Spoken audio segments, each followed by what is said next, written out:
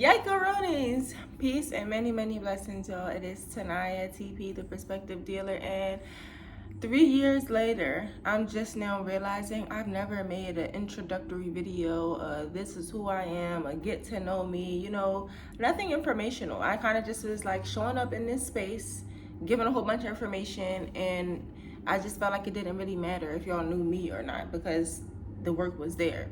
And now in this stage of my life, I'm like, why wouldn't you want to know me? Why wouldn't I want people to know me as well as my work? Connect me to that. You feel me? I will say that Leo season has kind of turned up my confidence, and Virgo season has me working on my structure. What is my strategy? How am I going to actualize my dreams, right? And that has been the energy of this Virgo, Pisces, eclipse season stuff is kind of just making it hard to be fake. I don't even want to say that. It's not necessarily that it's hard to be fake, but it is increasingly intense to just be your authentic self. Child, it doesn't matter. It's about any illusions, they're falling away. But it's not about falling away from the outside world. It's about things about yourself. Anything that you held illusory within yourself is now falling away. And because it's in the subconscious, sometimes we're not aware of that. And so with me now stepping into my ego, it's like, yeah, it's important for people to know who you are too, because maybe you're the whole reason. Maybe people won't even care about the work because it's you. When I say they don't care about the work, I'm just saying, think about an artist, right? Sometimes people are more so interested in, think about anything, oh my gosh, everything is coming through, right? If it's an artist, if it's a clothing brand, if it is a vehicle, most people are looking at the name of it. They did so much powerful branding around who they are, or what the name of this thing is, that y'all buying it for the name. Y'all ain't even buying it for what it can do. And so it's time for me to step into that. So I wrote down some questions that I felt like would be, you know, it would make sense. It would make sense for me to talk about when it comes to getting people to know who I am, because that's another thing that I do. I go outside of myself sometimes to figure out what people will be interested in, instead of being who I am and just doing that, making people interested. So anytime that I ask for questions, oh, what do y'all want to know? What should I do? What do you want to see? Those type of things, they don't really get a lot of feedback on my end, because people are like, why are you asking us? you know already. Why are you asking us? You know, it made sense for me to develop my own questions when it comes to that, right? The first question, I wrote them all in my little handy dandy notebook. I don't even know how these things are supposed to go. But even before I start, if you were to go back to my very first YouTube video where I'm talking about my vegan transition or something like that, this is a very similar setup with like the cloth behind me. It was a tapestry before, having my plants around that I grew and propagated, and then sitting low on the ground with my camera propped up. This is all just so familiar to my very first YouTube video. In a video, I don't think I ever said, hi, my name is Tanyyah. Anyway, so what is my name? My name is literally Tanyyah. Tanyyah is my name, and for a long time I didn't actually like my name. People wanted to find out how to call me Naya or something, and I don't like the name Naya. That is terrible. Please don't ever call me Naya. Then I come to Jamaica and I learn about this celebration, this gathering called Naya Bingi, and I'm like, oh, Naya is not so bad, but that took me 27 years to gain comfort with. My name is Tanyyah. So where I'm from and where I've lived so far, I'm from Philadelphia, the city of brotherly love, okay? Born and raised in the Uptown section, West Oak Lane section. You know what I'm saying. If you're from Philly, then you'll know what I'm talking about, but it's beautiful. I feel like I was very grateful and fortunate to live in a residential area more than in an area that had a whole bunch of stores and everything else around it, because I got that tight-knit community type of thing. Like, I always kind of applauded my block for not being a heavily policed area, because anything that was going on in my block, we handled it within our block, and that kind of taught me a lot just growing up about when it's time for you to handle things, you handle it with the people that you handling it with. You don't got to bring outside people into your stuff. It's different if someone is playing an objective key, whatever. It's whatever I said, it's gonna land with who it needs to land with. I'm very hyper aware of people making stories of things that I didn't even say. So that's why I be trying to like catch it before it happens. But honestly, I need to free my mind from that. I'm not keeping that. Where I've lived so far. So I saw this famous, it's not famous, I'm making it famous, this quote on Twitter that was about leaving your hometown in your 20s and just going to experience life and things like that. And I'm like, you know what? Yeah, like that. As soon as I saw that, that landed deeply in my subconscious. So that's exactly what I did. I graduated from college in 2020 and I moved out in 2020, that same summer. I was doing hair, entrepreneurs type vibes, and so the money wasn't the issue. Okay, so I'm still gathering that. Fast forward, I'm in my apartment one day and I'm watching this guided meditation. Oh no, I wasn't. I was in a meditative state because I was watching someone move to another state. That was my experience. It was completely meditative because after a while, she had her state, she had her place, she had her everything that she did, right? I closed my eyes and I just start crying, weeping. I was in a meditative state. And when I opened my eyes again, 45 minutes had passed. I never experienced nothing like that before. And then now that I think about it, even though it wasn't my intention, I wound up doing exactly what she did in that video. So I said all that to say Florida was the next place that I've lived after Philadelphia. I mean, not counting, if we're saying that lived in a place is me having my own like home inside of that place, then yes. But if we're talking about just spending an extended period of time while also having a place to stay in a place, then Japan would have technically been the first place that I stayed outside of home, but I was in school for that. So Japan, Philadelphia, Florida, boom, I actually had my own apartment. And then after Florida, I haven't had my own apartment ever again. Well, not ever again, but it's like it hasn't happened again yet. Because I sold all my stuff and I moved to Curacao. I was doing Airbnb. So I did an Airbnb for a month in Curacao. Then I did an Airbnb for a month in the Dominican Republic. Well, that one wasn't so neat and clean when it came to like Airbnb for a month, but my housing was secured for a month in the Dominican Republic. Then I came back to Philly, just a couple of things, and then I came to Jamaica. And so this is where I am now. That's a whole journey, right? And I still have plenty more places that I want to live, plenty more places that I would like to be, because even when in my stint of leaving Jamaica, going back to Philly, I stayed in Harlem for a few weeks, for a couple of weeks. It was a short time. But still, just so many different experiences, so many places. And last thing about the places that I've lived or just spent some time in, I realized that a book comes into my sphere. And when I read that book, the locations that I spent some time in, it's in that book. So I find that to be really, really interesting too, because I'm never even planning that. I'm never even planning that. Okay, what started my journey? What started my healing journey? I'm going to guess I meant from that.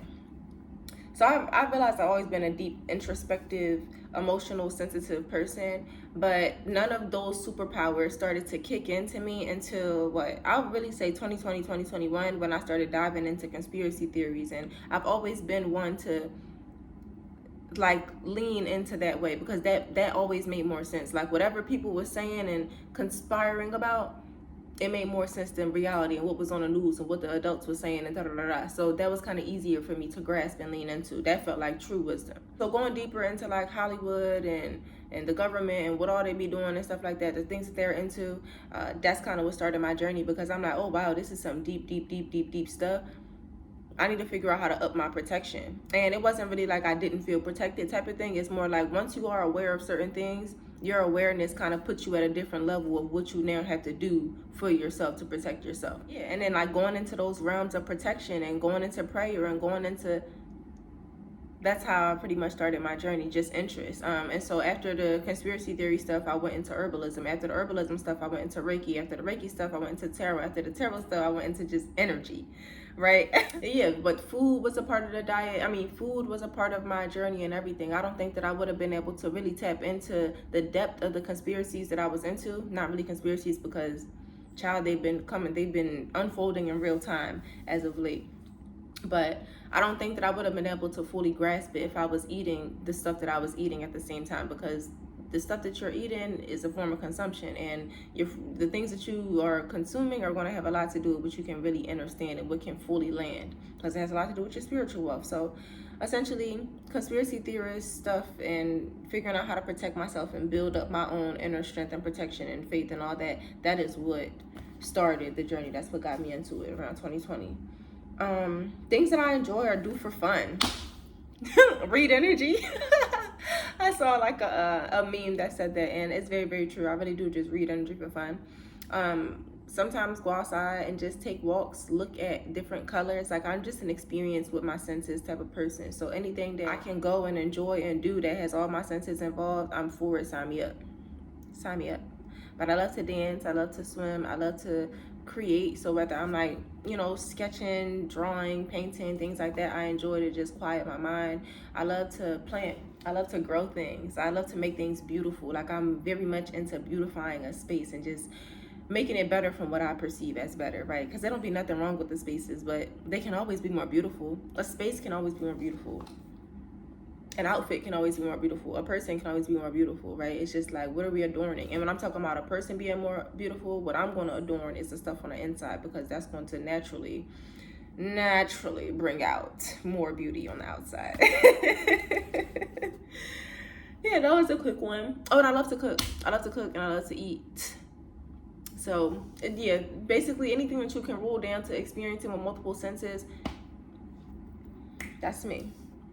Books that I have read this year so far, I was excited for this one. I bought my laptop just so that I could purposely pull up my notes and write this down, because I have put myself into reading 10 books a year.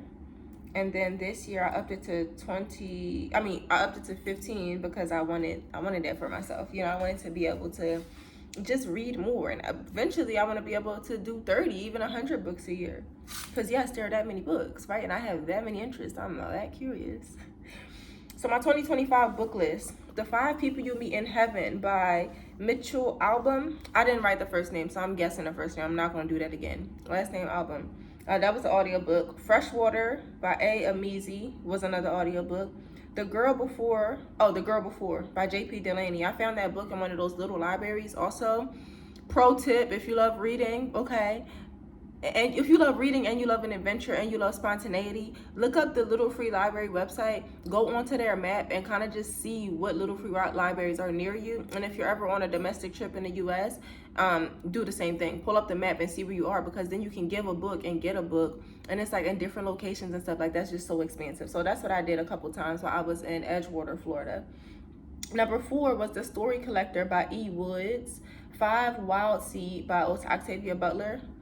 Please read Octavia Butler, especially if you're into sci-fi and you love so-called black women. I'm saying so-called black women because I'm still in my vibe of trying to, the word black woman or black people just doesn't always resonate or doesn't land with me, but I know that most people understand it as that. So I'm saying so-called as in like other people call us that. Remarkably Bright Creatures by S. Pelt. Amazing. I Know Why the Caged Bird Sings by M Angelou, also amazing. That's more like her autobiography. I got to hear about like how she grew up and different experiences that she had. Very beautiful. I Who Have Never Known Men, also very, very beautiful and insightful. It reminds me of like the echoes of The Handmaid's Tale, but just without the having to mate for other people type of thing. Mind of My Mind by Octavia Butler, which is actually the second book to Wildseed. It's a series. I'm starting Clay's Arc. I have just started Clay's Arc, so that's number 3 in the series. I think it's the Patternist series. 10, Between the World and Me by T. Costa. I don't know how to say that. Tanyyah. Child, correct me. The Bell Jar by S Plath. When We Were Birds by A Banwo. That was delicious, and that was an audio book as well. And the author was reading it in it's not Patois. Reading it in the language that they speak in Trinidad. So the Trinidadian accent, maybe it is Patois still, but I'm just known for associating Patois with Jamaica, but they do speak a form of Patois in other Caribbean countries. Or maybe it's just called Creolese. That's what my uncle said. I have a Guyanese uncle. So he speaks Patois and that. And then Huckleberry Finn. I have not finished Huckleberry Finn. I'm trying to finish, but that is one that is on there. And then Women, Food, and God, which helped me really shift my relationship with food. So I haven't gotten to 15 yet. I'm actually on 13 because I haven't finished one of the books that I've started. But yeah, that's where I'm at. So as you can see, I got a lot of different interests. Some sci-fi, some self-help, some utopian, dystopian stuff. Like, I'm just interested in stuff, you know. I'm just an interester. Something that you may not know about me. just based off of looking at me, I guess you wouldn't guess that, like, any experience that you can think of for the human experience, I've likely experienced it already, and I'm only 27 years old. So there's that. But here's something else, something that you may not know about me. Maybe I look polite and kind and well-spoken and stuff like that, but I'm extremely rebellious. Like, rule, what? No, just no. So I'm not rebellious in the sense that I'm like super wild and I'm gonna just go up and, you know, be super cutthroat for no reason or whatever. But when it comes to just my way of doing things, I just look at rules as a joke, and that may come as a surprise to people. Oh, when did I lock up my hair and why? When did I lock up my hair and why? I locked up my hair July 2022. July 2022, because I had a dream. That's why I did it. Literally, I did it because I had a dream. And in that dream, I had some ginger locks when I turned 25. Like, in the dream, I was 25 years old and I had ginger locks, but I was only 23 dreaming this dream. And so I knew that if I wanted to, you know, make that dream come into fruition, then I had to lock my hair down, give them some time to grow. And I'll insert a picture here of me on my 25th birthday with these ginger locks, which fit my vision. So I love that. That's why I did it. And then when I started them, I kind of just, you know, did that little hooky, curly, grab some hair, hook it, grab some hair, hook it. Like, I didn't part it, I just twisted it, and then I left it alone. But I was doing twists for quite some time now, like mini twists, because I just liked having a twist, styling my hair in them. And I was like, you know, one day I'm gonna really just keep this in my hair. But I was afraid. So them dreams started coming through, and it was like, you don't have nothing to be afraid of, baby. It's gonna be real beautiful. And then look at my hair. 3 years in. 3 years in, my hair is getting really long. And like, never really had long hair. Like, once my hair get right here, I'm gonna be like, my hair could do this, you know. Because I was definitely one of them people who thought that my hair could only grow to a certain length, and once it get that length, like, I was cat. So, which was a lie. My zodiac sign, I'm a Taurus, but people be guessing Aries. People also guess Pisces, and I should have gave y'all some time to guess before I said something. But the content that I make, which is based on like readings and other type of stuff like that, I'm pretty sure I've mentioned that I'm a Taurus before. So April 26th, that's my birthday. Then my last thing, 2 more questions. My offerings. So this is so exciting because now I get to talk about me, right? I talked about me, now I get to talk about what I do. So I'm a writer, you know. I love myself. I'm just trying on different things. But I do so much. I can't just say that I am one thing other than, like, I'm human, I'm a woman, I'm a lover, I'm amazing. But I write, okay? I express myself through writing in different ways, and my writing is themed by my passions and my self-discovery. I also do logos sessions and natal chart understandings, and those things have to do with, you know, supporting others on their self-discovery journey, because, hello, look at where I'm at, look at what I'm doing. Why wouldn't I want to support you and yours? I love you, okay? Then, since I'm here in Jamaica, though it hasn't started fully yet, I'm open to little emails and exchanges in that way, but I have a connection to some herbs here, and if you are in need of certain healing herbs, then I can provide those for you. So there's that too. I'll leave my email address for where you can send certain things that you may need, and we can get things going from there up until, you know, I develop a better process. And honestly, I kind of like the private process of, you know, just email me and I'll send you what you need, because we all know that money can get sent however money gets sent. But yeah, those are my offerings, having to do with self-discovery, consciousness, herbalism, nature, and really just connection to self, connection back to self, health, and connection back to self. That's my vibe. My last question on there was, what is something that excites me? And honestly, that's the easiest question to answer, because life itself excites me. Every twist, every turn, every dip, every high, it's just, it makes me want to cry almost. Like, it's just all so fascinating, and it's all such a gift. So life excites me. Life.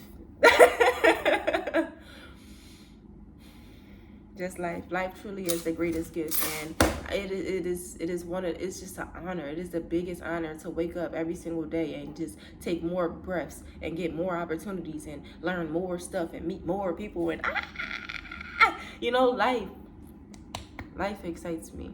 And that just feels so powerful to say, because there was a time when it wasn't like that.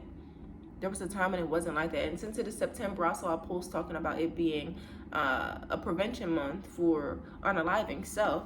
And I have this, my very first tattoo was taken in Japan. Maybe you can see it with the semicolon, but I had just saw a reminder of that whole thing. Like, there is a bunch of us in the world with these semicolon tattoos because we're alive. Can we just like sit and celebrate with that? Like, that just, we're alive. So thank you for sitting here and coming here and listening to me talk about myself and get to know me a little bit. Just thank you. Just thank you. That's actually all I have to say. I love you, and prayerfully I'll see you again. Hopefully you subscribed. If you didn't, you will later. It's fine.